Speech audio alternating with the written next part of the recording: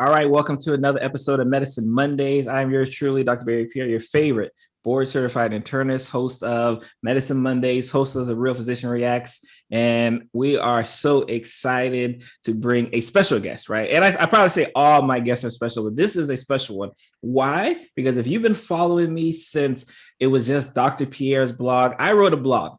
And I said, you know what? I want to get into podcasting, right? And I had some motivations. I had some people who I looked up to that got me into the game. And ladies and gentlemen, we have Dr. Nii Darko, who is honestly host of the Doctors Outside the Box. And the reason why, right, you're probably listening to me on the podcast right now, right? Dr. Nii, thank you for joining our episode. I am excited, right, for the game that you're about to give them, especially because we're talking, remember, first of the month. So we're talking about business and medicine, right? And no one does it better, and nor of a motivating factor for me than this guy right here. Damn, bro. Like, can you be my cheerleader for like? That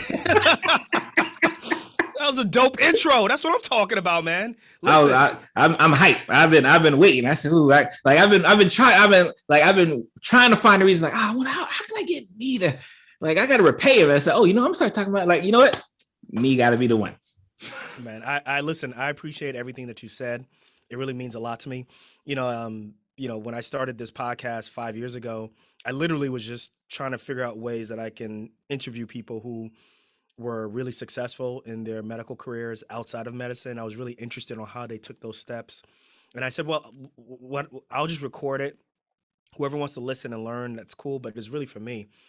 And the rest is history. And I've learned so much. And it really humbles me, really humbles me to know that, like, you being so successful as you are right now, you helping that many people, that at one point you kind of looked at my podcast as, this is something that you want to transition to next. So super dope, man. I appreciate that intro. And I'm gonna hire you as my hype man. Yes, I'm ready. So who is Dr. Nii Darko, and why is, Dr. Barry so fond of, what he does on a day-to-day in and out basis? Who is Dr. Nii Darko? So Dr. Nii Darko is he's a father, he's a brother, he is a husband, and he's also a trauma surgeon. And it took me a long time to be able to answer you in that fashion. If you asked me that 5 years ago or even 10 years ago, I would have said I'm a trauma surgeon. And it took me a while to realize that medicine, trauma surgery, really is just what I do. It's not who I am. And that's a bar. That's a bar. Yeah, I love it. That's a major key alert. All right. And it took me a while to realize that, me conflating medicine with my personality and who I was a major problem for me. And I'll tell you why. I grew up in part of the time in New York City and Queens, and then we moved to this town called Irvington, New Jersey, which is right next to Newark. So I grew up watching, TV shows that were medically related, and I knew that that's kind of what I wanted to do with my life. And, I just kind of just took that persona on. As I started going up the educational ladder, you just start to conflate the two, like, oh, okay, medicine is me, I am medicine. And I started making a lot of sacrifices, just like anybody would make sacrifices as they become more professional, whether it's a lawyer, engineer, doctor, whatever it is.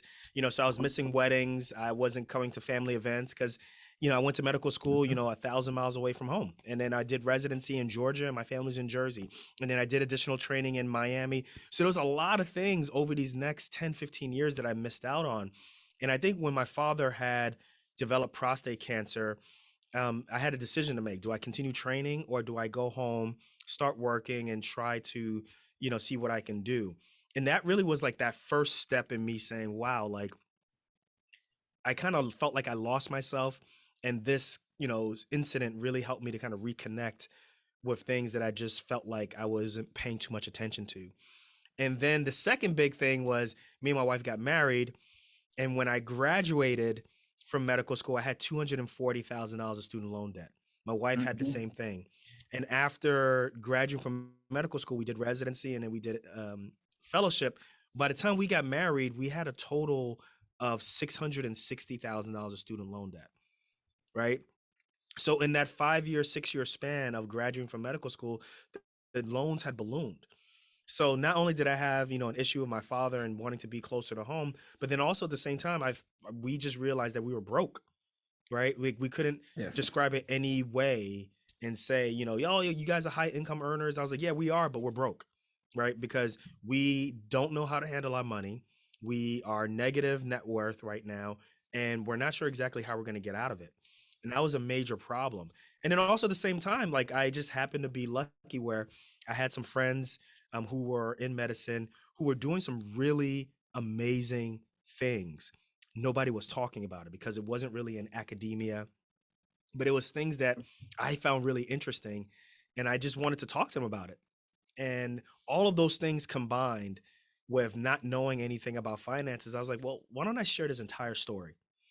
And I'm here with you now 5 years later. What's interesting, I think that's something that people tend to overlook, especially like when they're on the outside looking in. When you go into like these type of career fields, especially medicine, like life happens around you, right? But you're in like this cocoon of studying and boards and exams and evaluations that like we don't even have the opportunity to even experience what goes around us. I always say like I look on Facebook and like someone's having a baby, like, and I didn't even realize it. Like, and it sometimes that's what kind of reminds you, like, oh my God, people are like doing stuff with their lives while I'm still like going to the library. And that could definitely be a very sobering like thought, like as you're going through it, year in, year out, understanding that a lot of us lose almost like a decade of our life, right, into this thing we call medicine that of course we love, but like we lose a decade of our life and not being able to experience what a normal person experiences kind of throughout. So I love that you touched on that. And then even going in, like really the big discussion here, right, is that you go in and you finish, right? You complete, you have that goal. Yes, I'm a doctor, right? I'm finishing the fellowship. Wow, I owe a lot of money.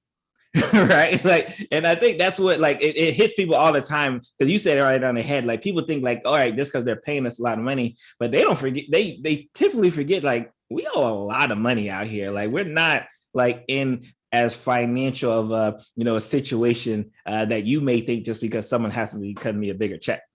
Yeah, I liken it to when people win the lottery, right? We oftentimes hear those stories of people not paying off, or excuse me, not knowing how to control or really makes wise decisions when they get this large lump sum of money, right? But really, what's the difference between that and a physician? Like most physicians who are working, like their first job was probably as a resident, right?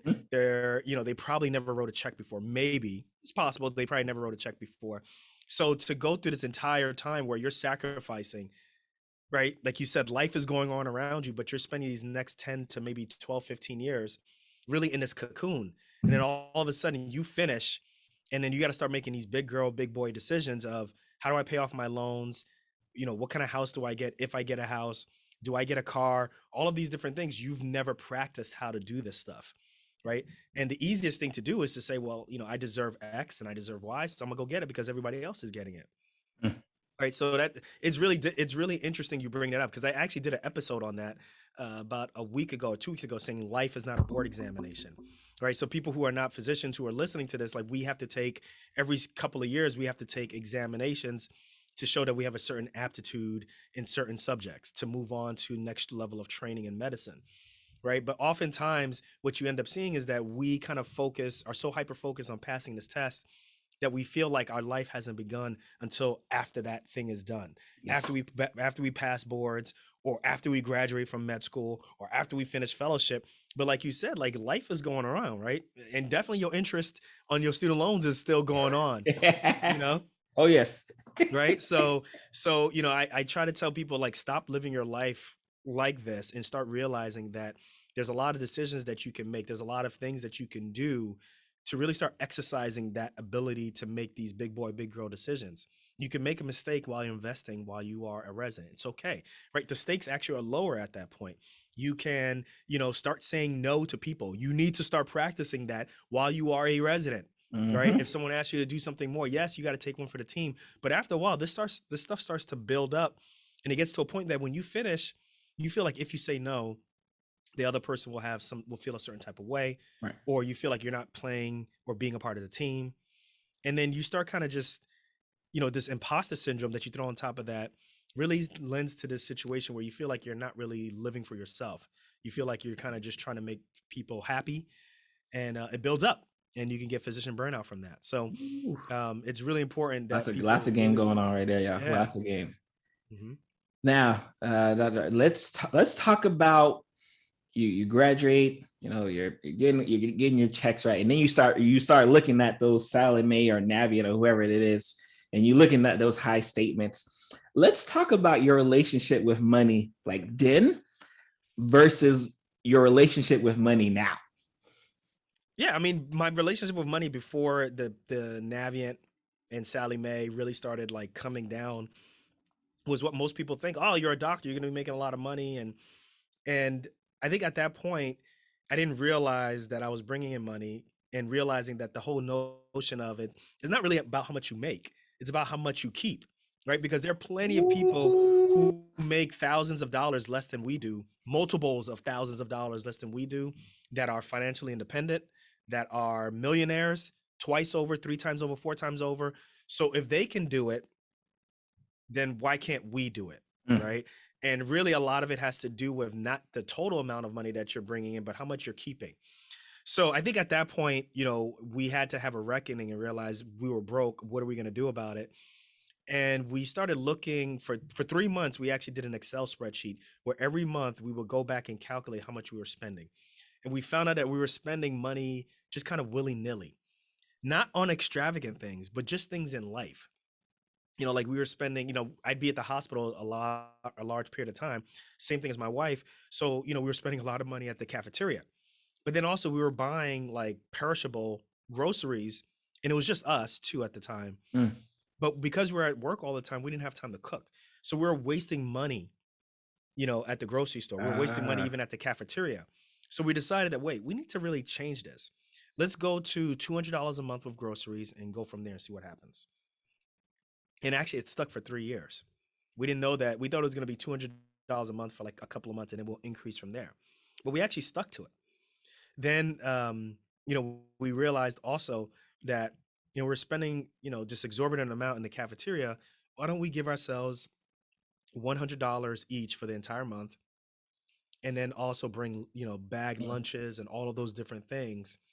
And then you start realizing when you're doing this budget, you're like, wait,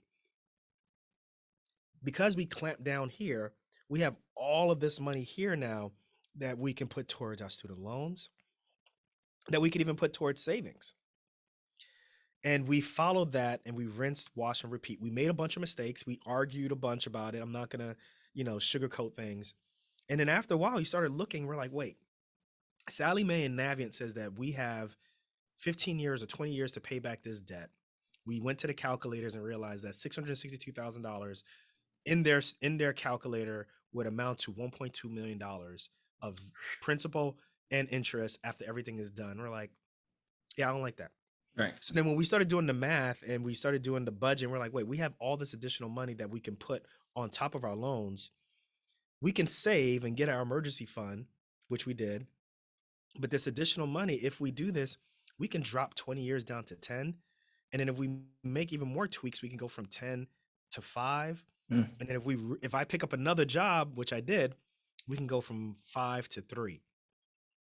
And we decided to do that mainly because of those things that I mentioned earlier. But also at the same time, we were at a point in our lives where we were like, you know what? Maybe we want to practice in Africa. Maybe we want to practice. My wife is Haitian. Maybe we want to practice in Haiti, right? We want to be able to have the freedom to do the things that we really want to do. We don't want to have to go to work because we have to pay for X, Y, and Z. And remember, at this point, we don't have kids, right? So some things change.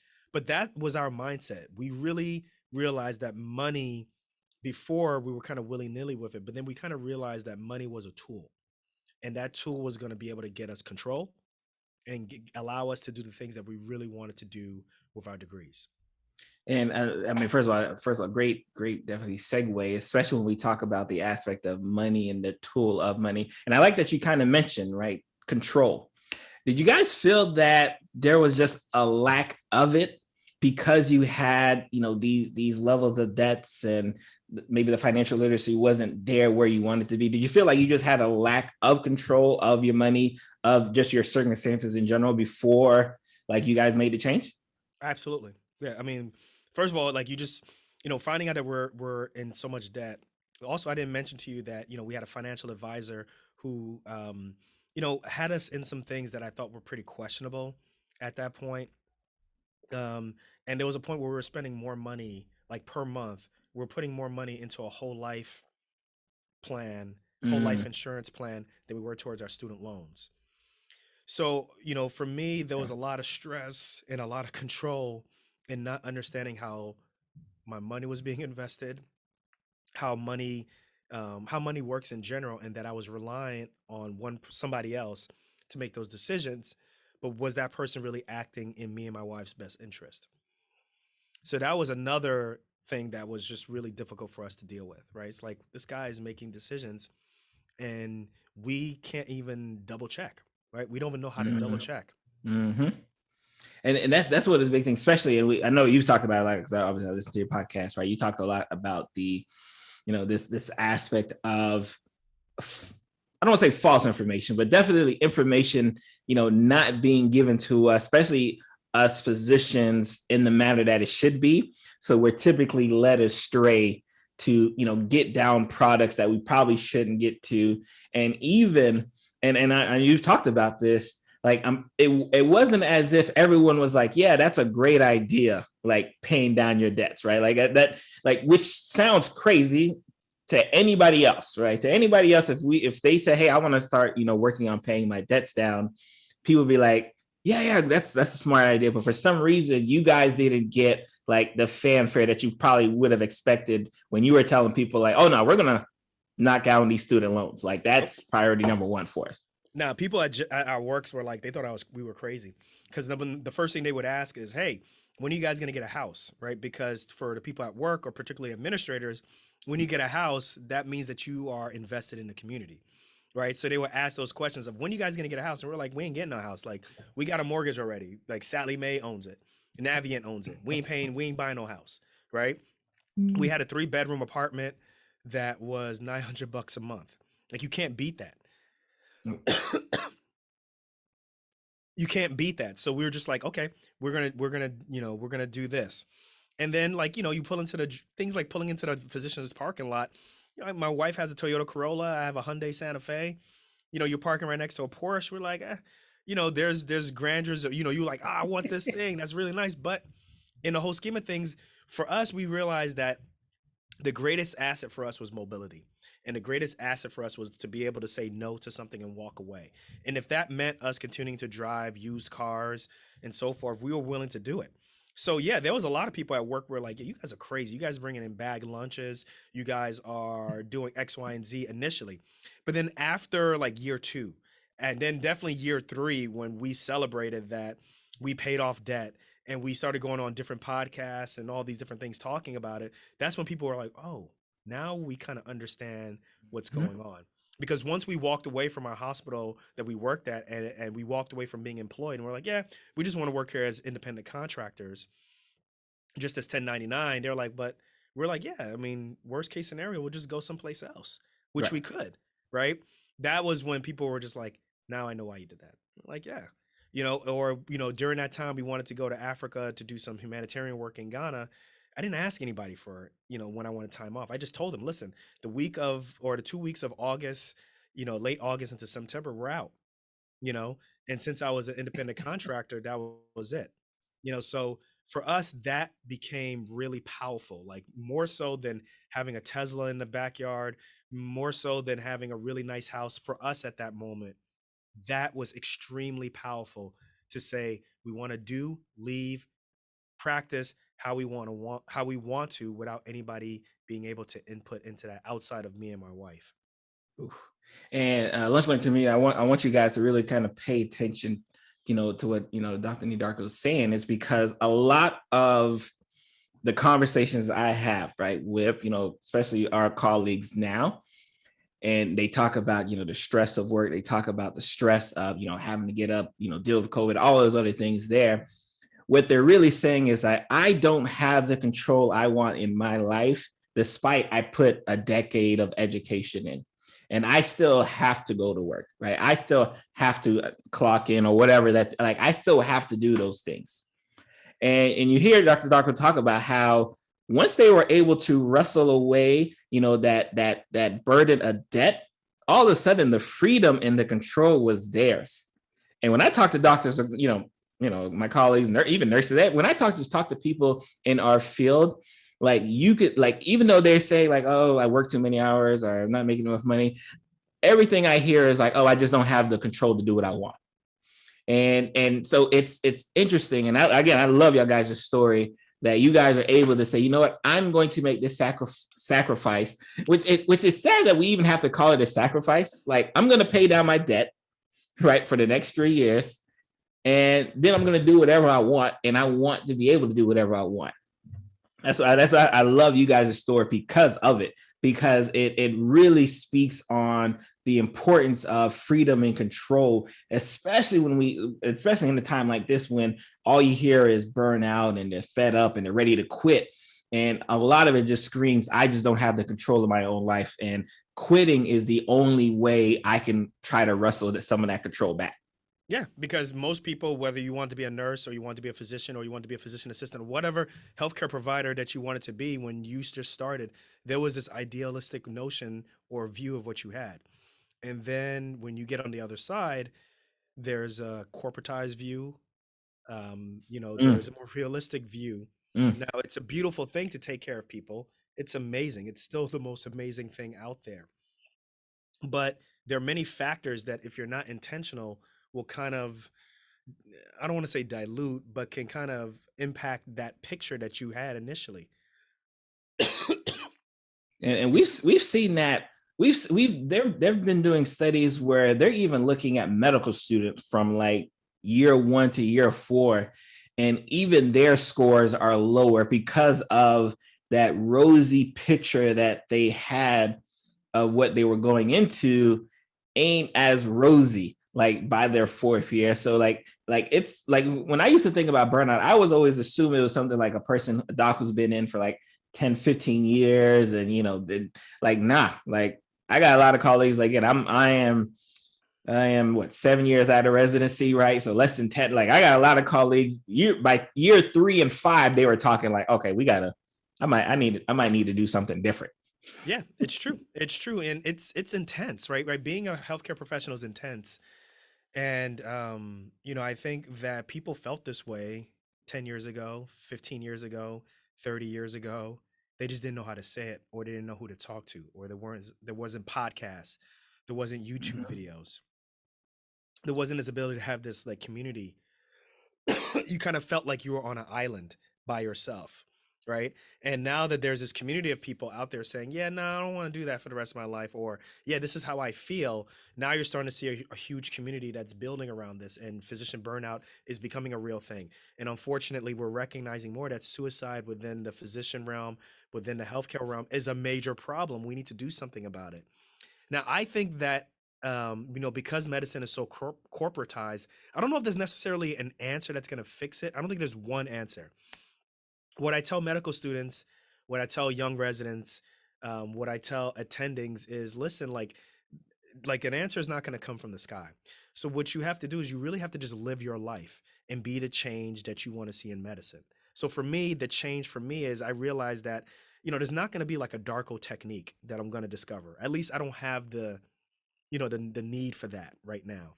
But I want to leave, if I leave this earth at this moment, I want my kids to know that I was fully involved in their lives. I also want the legacy knowing that I did my part in making the physician realm feel, or make that conversation much more easier for people to discuss that, hey, like, I enjoy what I want to do. And I really went gung-ho with being a doctor. There was a point where I made a mistake in trying to say that knee is a trauma surgeon is knee.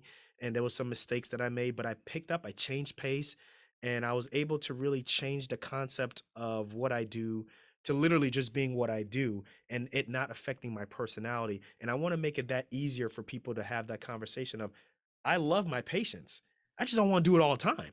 Right. As Dr. Dre on Bird says, I love my patients, but I love myself too. and that's Mhm. all right, and Yep. I think that that's really important, because I can sit here and talk to you about the mathematical equations of how to pay your debt off quick, or should you invest versus should you pay off your debt, or how to reach financially independent, retire early numbers, or all of these different things that I can talk to you.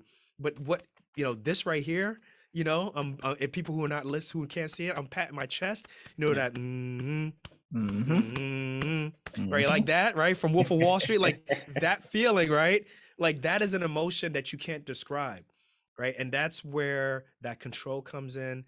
That's where that ability to say, you know what, like I really got to grab my life by the reins and really live it the way I want to live it, not the way my medical society says, not the way my supervisor at work says, really Ooh, under my terms. I love it. So when you guys make that transition and you get to the I call it almost like the end of the rainbow. When you get to the end of the rainbow and the debt's gone, right? No more debt. Like, what is that? Because I always a kid, because like when you reach a goal and you're like, oh, okay, I'm here. Like, what do I do next? Like, what do you guys do next once you hit that goal? And there is that debt load isn't there anymore, but you're Yeah. still budgeting, right? You're still as financially responsible as possible. Like, what do you do with this extra money? Right. So what we did is I just want to be clear to everyone. So we still put, during this time when we were paying off debt, debt was the priority, but we were still able to put enough into our 401ks where we got the match, right? So Nice. that was always like the minimum. Then we always put enough in to at least max out our traditional IRAs at the point, right? Or Roth IRAs, whichever point you're at. And then that was pretty much it. We made sure we had an emergency fund, and then we had a line item for student loan debt, and that was it. I love it. So when we paid off our debt, and I'm not gonna front, like there was no balloons, there was no streams and nothing like that. It would have But been for me. It would have been for me. I know. I but can't wait. just looking at Navia, and that thing says a big goose egg zero, is like, yo, this is so amazing. But what we did initially, or what we do now, is that line item just gets deleted, and then we move it from a liability to, an asset, and we just make that our new thing for savings. And that's I what we love do. it. We save, we invest, we invest, we invest. We invest in ourselves. We invest in our children with a 529. We invest, and the next thing now is, how can we try to replace our income with working, right? Like, how do we get the chance to Yes. make sure that what we Yes. do, so that what I'm trying to say is, how do we make sure that like we can do other things and still get an income from it? And so we started getting into real estate, which we are right now. We have some bumps and bruises from it, but it's okay. We're still willing to do it. We're just willing to do different things right now so that we're not so reliant on having to show up every day and go to a hospital. If you ask most Awesome. people who are Awesome. professionals, who are financially independent, who retire early. Like, I was listening, there's a couple that's in Portugal. They're a couple, they're called Our Journey, and they're amazing. And they did, they worked for the federal government, and they saved up over 10 years, and they saved up over $2.5 million. And then they moved to Portugal, and they made a video essay talking about like the ability to literally just wake up at like 6 in the morning and make breakfast for my wife, or take my kids to school, or bring my kids back from school, or literally just go for a walk and go on a bicycle ride. Like, you don't understand how valuable that is when you are busy working all the time. You don't realize until you have to do it. Now, I'm not saying I want to do that precisely, but what I'm saying is those are the things that you just don't think about when you're in the grind. And now that we've been able to turn that line item from debt and make it into savings, we're just like, okay, that's great. We need to stash cash, but also at the same time we need to learn how to replace income. So that's what we're going through right now, is we're trying to make big boy big girl decisions and say, okay, maybe we can have a rental, or a couple of rentals, or several rentals, and Yes. get income from that. Let's Maybe we talk. I love it. maybe we can continue to podcast and get income from that, right? So that eventually when they ask, hey, who can work this weekend, I don't have to raise my hand, right, for work. I could be like, oh, no, I don't want to work this week, I want to work the next weekend, right? So that's the next goal right now, is learning to replace our income, making these type of decisions. And that's really one of the reasons why I definitely wanted to kind of get you on, is because I think for a lot of us right now, I'm lunch learning to me. I'm really kind of talking to the health professionals right now. But again, if whatever professional you're in, it's probably the same boat. Is that for a lot of us, because we can't even imagine, right, people going through the process of paying down debt and then working to acquire assets that will pay them, like we think it's not attainable at all. Yeah. And that's, again, I've been, like I said, I've been a proud member of the Docs Outside the Box tribe for like, I don't even, was it 3 years? I don't even know how long it's been. I've been like, I just remember stumbling across, I remember the story. I was like, I need to listen to some more business related podcasts. Cause I just started like thinking like, all right, like this medicine stuff is cool, right? I love the medicine. Those who know me, I love the medicine. But like, I gotta really start, like, who's doing something out there? And it's like someone sent me your link, and I was like, oh, okay, yeah, this is it right here. Like this is what I'm talking about. Because now, like, I can visually see someone who's been in my shoes, but said like, hey, I'm also going to do this as well, and not look that kind of crazy. So I that's why I love your story, you and your wife's stories, because it allows me to be like, nah, come on, the Darkos, like if the Darkos do it, right? I know it's possible. And for a lot of us, especially when I was maybe in medical school, even a resident, like I didn't even think the type of conversations that we have now are even possible. And that's why we appreciate, what you do, right? With Docs Outside the Box, with Dr. Nii Darko, Dr. Nii Darko. She's fabulous, guys. She does work for pre-med students. She's a special sauce. Yeah, she's phenomenal. And so that's why I love the kind of watching y'all moves, because like it lets me know that like, yes, we can do that. And if you had to go back, right? Like if you knew what you kind of knew now, like as a let's say as a medical student, let's say resident, we'll go to resident because you started making money, right? Like how different would your life been? Like what different things would you think you would have done maybe as a resident? Because I won't talk about medical school because maybe you're not working in medical school and all that, but like as a resident, when you start making a little bit of money, like what are some of your thought changes that occur if you kind of had the knowledge that you had now?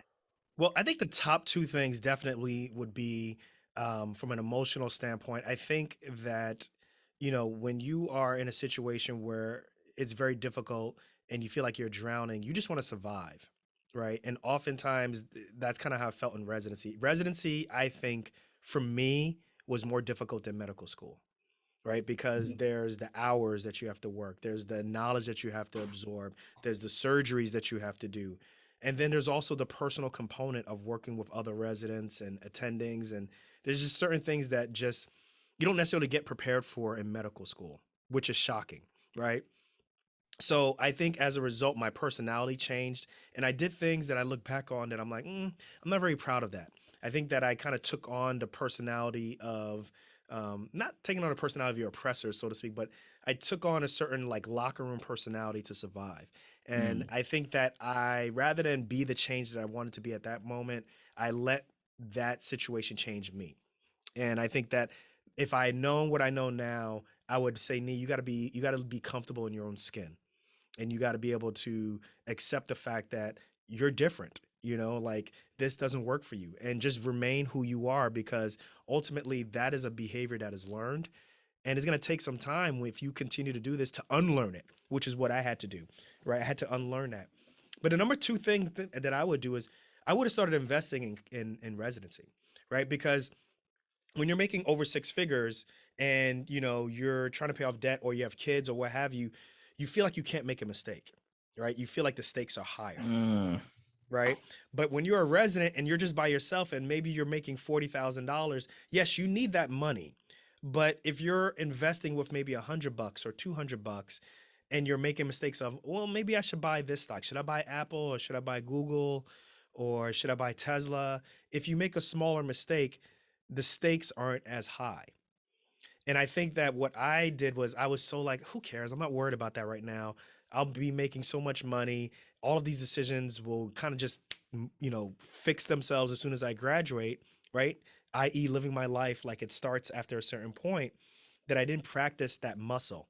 I didn't utilize that muscle of investing. So definitely, if I could do it again, I would have kept my personality the same way it was. I would not have allowed residency to change me. But also at the same time, I would have started investing more. I would have started making more mistakes. I would have opened up a Roth IRA. All of these different things I would have just started experimenting with, so that when it was time to really make these bigger decisions, I'm ready to go. I can hit the ground running. I love it. And so before we let you go, let's tell the people where they can find you, what you're working on. If you got something they can work with you, like let's give all the folks your details there before I get you out of here. Sure. Listen, once again, too, Dr. Barry, this is amazing. Like, you've built an amazing platform, and it seriously is an honor for me to be on your platform. And I'm really proud of everything that you've done, the grind, where you at. I love it. So Appreciate it. if people want to hear real doctors talk about real talk, how to pay off your debt, how to live the life that you want, in a real fashion, then I recommend listening to my podcast, Docs Outside the Box, where you're listening to Dr. Barry's podcast. The app that you're using is the same way that you could find my podcast, which is on Google Podcasts, Apple Podcasts, Spotify. If you want to learn more about me, you can go to drneedarko.com. If you want to see me on IG, I'm Dr. Nii Darko on social media at Dr. Nii, Niidarko. And I'm working on, or actually I have a podcasting course that I recommend that people take a look at. Just go to my homepage, drneedarko.com, and you can learn more about my course. But I think it's really important that more and more people start doing what you're doing, what I'm doing, which is podcasting, developing their own platform, and giving, really credence to the fact that doctors and other healthcare professionals, we're not just like these worker bees, right? Like, we actually have a Yes. voice, and we can control the conversation, and we can talk about anything and really, know what we're talking about, whether it's, with SARS, whether it's with, coronavirus, whether it's the COVID vaccine, whether it's with, entertainment, whatever it is, we have a say, and we can carry our own weight in that. So I definitely suggest, if anybody's interested in podcasting, check out the podcasting course. I definitely agree. And again, Lunch Learn Community, because I had no clue, right? I just knew that I wanted to do something different. And just hearing, because I remember I probably binged like 40, it was like a whole bunch. I was just listening back to back to back. And I'm just like in awe of seeing all of these healthcare providers doing some like crazy, like what I thought was crazy things to be doing as a healthcare provider. And like, imagine, like I said, I'm telling you guys, you're not listening to me right now if I likely did not listen to this guy's podcast. So please, if you are thinking like and again, like, I'm in medicine, right? I like talking about medicine. So a lot of my extracurricular stuff usually revolves around medicine. But if you, again, wherever you're filled in and you feel like, yeah, I want to get my voice out there too, please check out this podcasting course. You will not regret it. Your voice is needed, right? And that's one thing that I had to learn, right? That your voice is needed. We seem to think that like, oh, they already got someone talking about blank. They already got someone talking about blank. No, but you're not talking about it. And if you're not talking about it, then your community that you want to serve does not know like that you need to know that. So please check out his course. Again, remember, all links will be in the description. So if you're driving, in the shower, cooking, whatever you're doing, we'll definitely make sure all of the links will be in the description for you. Because again, if you want to be where, again, I'm still trying to catch where Dr. Nii Darko is. Like, again, I'm behind, but I'm running, right? Like, so if you want to get there, right, you want to be where I'm at, please hop on this course for sure. Again, Dr. Darko, thank you for blessing the Lunch Learn community. Again, thank you for serving as, even if you don't even realize it, serving as a motivating factor for a lot of people behind you who may not have a voice to say like, nah, Dr. Darko, like, I appreciate what you're doing. Thank you very much, Dr. Barry. Really, really means a lot. And I'm going to send that $50 check for you being my hype man. Appreciate it. All right, guys. See y'all next week.